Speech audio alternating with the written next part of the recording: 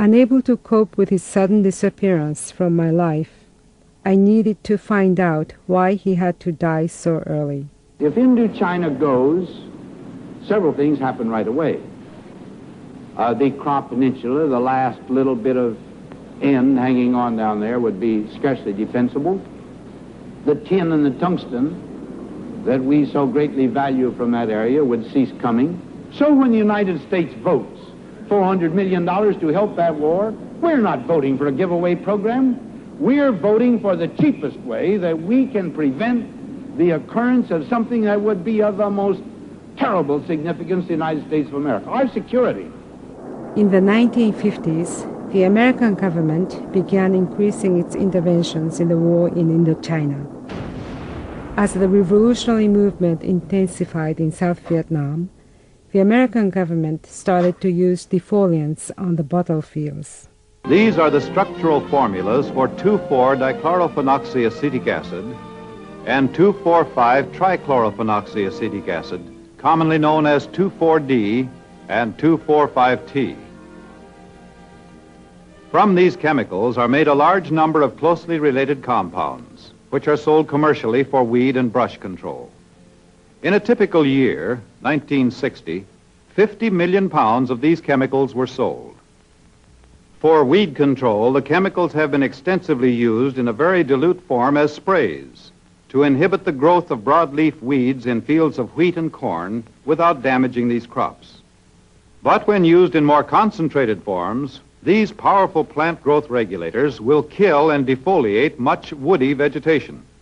The first spraying of chemicals was carried out in August 1961 on the northern side of Kontum along National Highway 14, destroying mountain fields and agricultural products.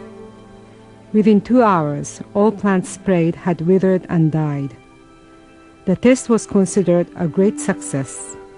This operation, called Operation Hades, later renamed Operation Ranch Hand, had two aims: to defoliate the trees to reveal the hiding places of the enemy, and to destroy crops in order to cut the source of the guerrillas' food supply.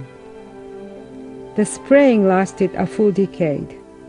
More than 90 million gallons of defoliants were dispersed over 12% of South Vietnam. 12 million gallons were Agent Orange, so called because of the orange band painted on the drum cans to distinguish them from other chemicals sprayed. It contained dioxin, the most toxic chemical invented by man. The idea of making a documentary on Agent Orange came to me a few months after Greg's death. Although I had visited Vietnam a few times in the 80s with Greg, a lot of the memories were blurry by now. Stories he used to tell me rushed back to me. I wanted to see again for myself where all those things happened to him. I started to read many books on the subject and was startled to find out that many American and Vietnamese veterans of the Vietnam War were suffering or had died from similar symptoms as Greg. Going through the photos of our happy times, I came across some snapshots that I had forgotten about. These are the pictures Greg took while he was in Vietnam as a soldier. He had shown them to me before, and I remember wondering why he thought them important. But now they meant more. How could I find out about them more than 30 years after they were taken?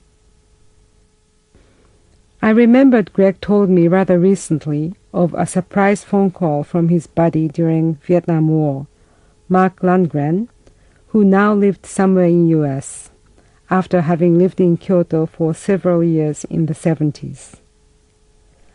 I went to look for his phone number and called the Oregon number, though I was not sure it would still be valid. I visited Mark, showed him the pictures, and he immediately confirmed that they were of the base in Longtown, where Greg was stationed from late 1969 to April of 1970. Like if this table is all woods, rubber plantations, and just trees and jungle, here was Longtown right there. And all the way around it, there was just nothing growing. And it was just dirt road in and dirt road out. Mark was also sent there, but could not bear the sight of it, and he walked back to Saigon the next day. He was sure the area had been sprayed with Agent Orange.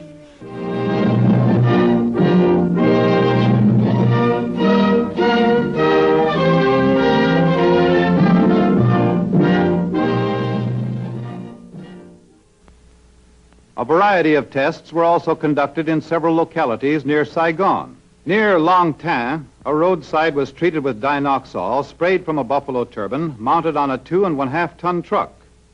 Results were considered fair to excellent. Those chemicals already proven most effective as defoliants will continue to be used until faster acting types can be developed. It should be noted that the chemicals, when used appropriately, are harmless to man and do not render the soil unfruitful beyond one agricultural season.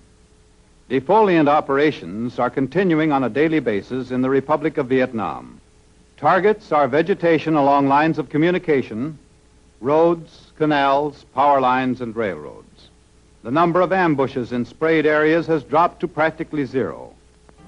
Military worth has thus been established.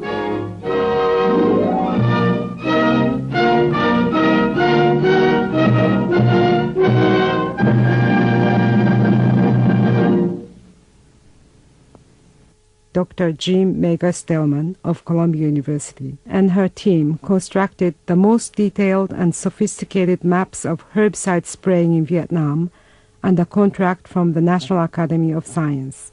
She believes there was twice as much dioxin spread through Agent Orange as had been previously thought, and that the people in hamlets directly under spray missions numbered in the millions. She found this astounding. Philip's continued interest and travels to Vietnam resulted in a recently published book, Agent Orange, The Collateral Damage.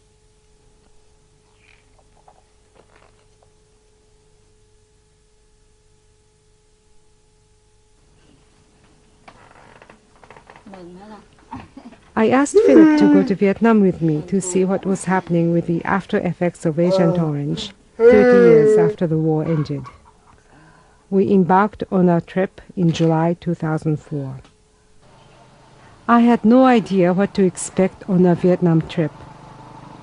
I thought we would have to look for Agent Orange victims in the corners and nooks of the countryside in Vietnam. Instead, I found they were everywhere, so immediate and present, in countryside as well as in the cities. In some villages, victims were living in households nearly next to each other. I had considered the possibility that the Agent Orange damages may have been exaggerated by the Vietnamese government, but what I saw was so far beyond what anyone could have fabricated to promote a political agenda. One of the goals of our trip was to find the base where Greg was presumably exposed to Agent Orange. Long Tan is located near Bien Hoa, which was a major U.S. base during the war. Our guide had a hard time finding the place. After we reached the province on Highway 1 from Ho Chi Minh City, former Saigon, we asked around, showing the pictures to mostly older people who might remember. Finally, we came across a Mr. Pham Van Ha who could take us to the spot. Trees have been planted, and the area once so desolate is now green, but dioxin contained in Agent Orange went deep into the soil, cells, and molecules. Bien Hoa area remains one of the hottest spots with dioxin contamination today. Long Tan district has a population of 230,000, of whom 1,000 children and adults are affected by defoliants.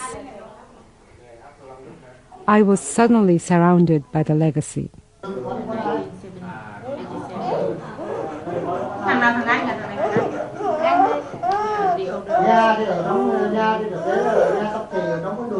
cháu vậy bỏ ra anh chồng đứa vợ đứa cứ nấu ăn xong 10 giờ là cứ anh đứa cho ăn mẹ nó quấy đến 8 giờ tối nó ngủ khi đó mẹ mới được nghỉ á.